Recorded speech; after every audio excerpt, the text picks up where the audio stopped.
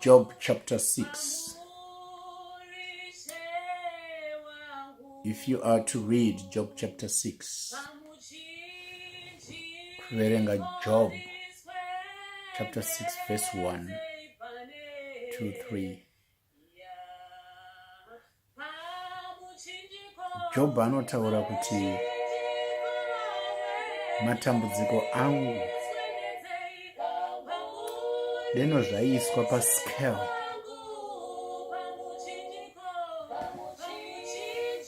The problems I've gone through deno zvaiswa pascale. Deno zvaiyerwa. Job says zvaidhingura, zvairema kukunda huremu hwejecha regungwa.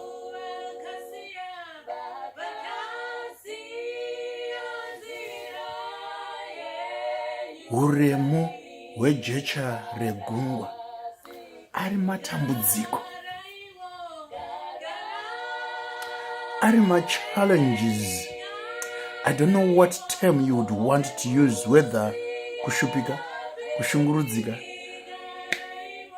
whatever discouragement, whatever term you want to use. Muchinda anaitwa Job ari kuti rume hama Mwari,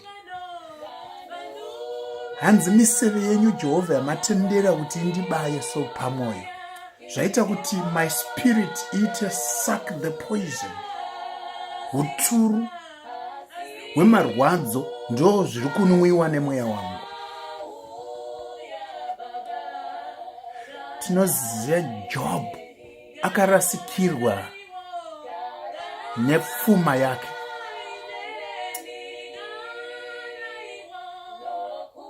Kana tichitaura pfuma, tikutaura pfuma where you put your eye on, where you put your heart on. Tikutaura zvinoita kuti kana vafundisi vatadze kuva vafundisi kwavo nenyaya yekukara pfuma. Kana vanamai vatadze kuva vanamai kwavo nenyaya yekukara pfuma. Chacho zviunganidzwa zvaJobhu zvese zvakaparadzwa. Iye ari mutendi wakarurama, zvaizikanwa naMwari. Zvechokwadi asvika paatenda kuti Mwari, the challenges I am going through, tikatsveta pascale apo, huremu hwejecha regungwa, murume ademba uyu. Tatarisa nyaya yepfuma. Ko ivo vana, you can agree with me kuti ukabuda basa unenge uchiti mwana ari kuenda kubasa, you may survive for a while. Mukuchembera kwako, you possibly believe they will take care of you. Ko zvino vana vaJob zvavakatsvairwa kunzi vese vakatsvairwa vese. Angatadze sei kuti ati Mwari, zvandiri kunzwa, the things I am going through as a person, kwete sababa kana sani, but as your child. Zvikaendeswa pascale, jecha regungwa harikwani. Now, inzwai nyaya hombe iri panapa. Nekuti my challenges you are going through, there is no way I can say what I'm going through it's exactly or anywhere near what Job went through.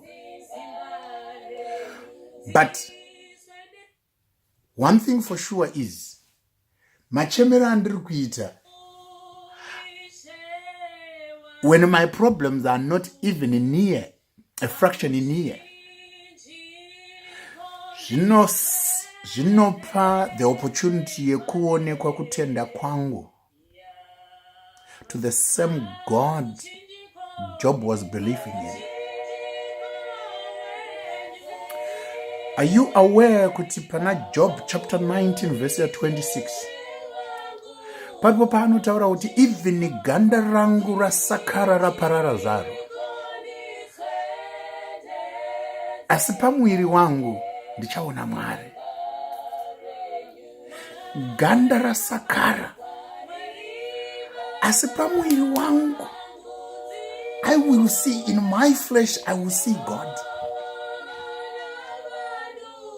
Iwe upenyu hwako hwasakara paunotenda kuti right iye zvinezvi I'm in between the hard rock and the hard surface, heavy rock and the hard surface. Tenda kuti I will see God, I will see him.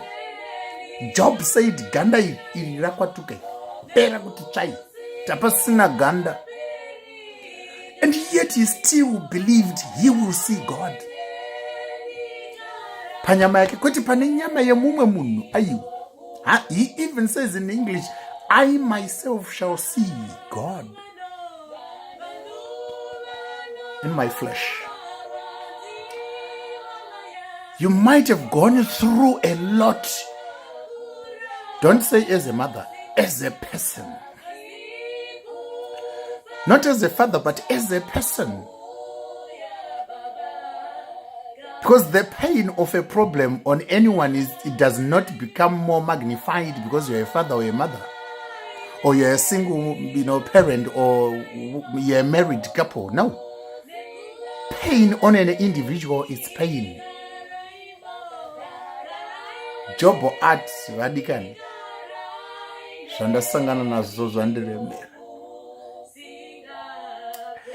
The challenge iri pama studies auri kuita uchifunga kuti you have made it, finally you have made it. Remember Job, because wakaomerwa kudai une mwana wauri kutuma, une mudzimai wauri kutaura naye, une a sister wauri kukurukura naye. Why not get to that stage where you would say, you know what, nyangwe marriage yaita mamvembe sekuoneka kwairi kuita yakunjenjemera kudai so, I will still see God pairi. Nyangwe job opportunity kubasa chaiko, all they are waiting for is for the date of my hearing, your hearing. Utende kuti ndikuudzwa kuti ukasatoya na solicitor, ukasauya ne union representative zvina kumirira mushe, uti nechemumwoyo mako pakunamata. So as it was with Job, Mwari muchava neni ndatozviziya izvi kuti Job akavimbisa kuti nyangwe zvasakara pamwiri pangu ndichaona Mwari, ndichamuona nemaziso angu, ndichaona Mwari. Kureva kuti those who prophesy negative, you may continue to makatarisa situation yangu as if it's collapsing, but I will see God. I will see God. I will see him. I'm challenging you, my brother. Your situation might appear dire, but inzwa Mwari wako ariko. He loves you. Kuzvidzidza kubva pana Job, tadzidza pamunhu akaziva kuvimba naMwari. Inga takamboimba tesowani tikati nyararisa Mwari vanoziva. Hatina kuti vamuprofita vanoziva, God forbid.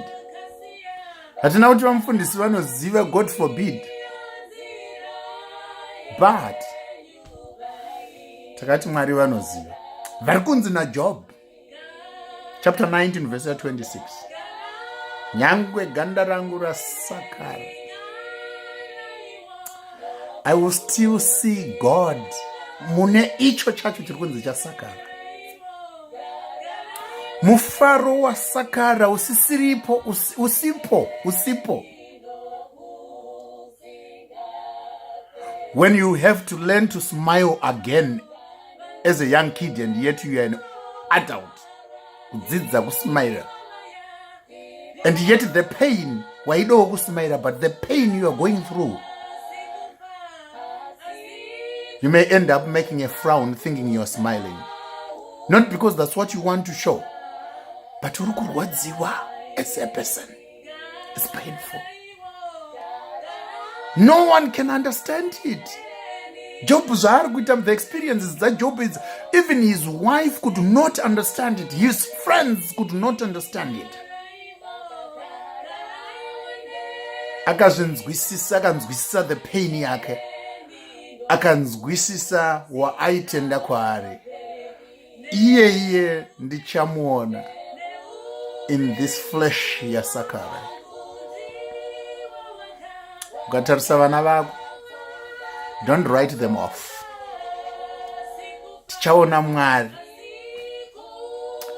Munevo vari kunzi nevedzinza ava hapana zviripo.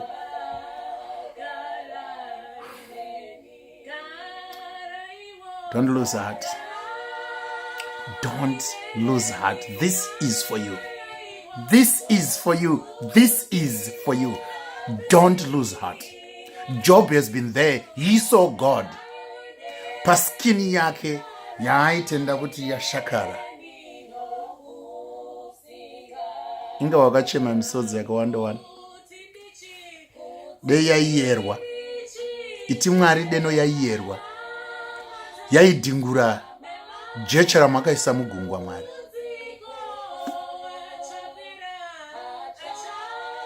Inga wakaita shungu wani, inga wakashaiwa hope wani. Vemabhuku vachiti 8 hours kuvata iwa hauvati. Therapeutic bed yawakatenga hauvati. King pillow hautsamiri chinhu. Pane zvakasakara zvasara izvi. Mwari Job, shoko raMwari kuna Job rati, I will see God with my own eyes. May God bless you. Bless you.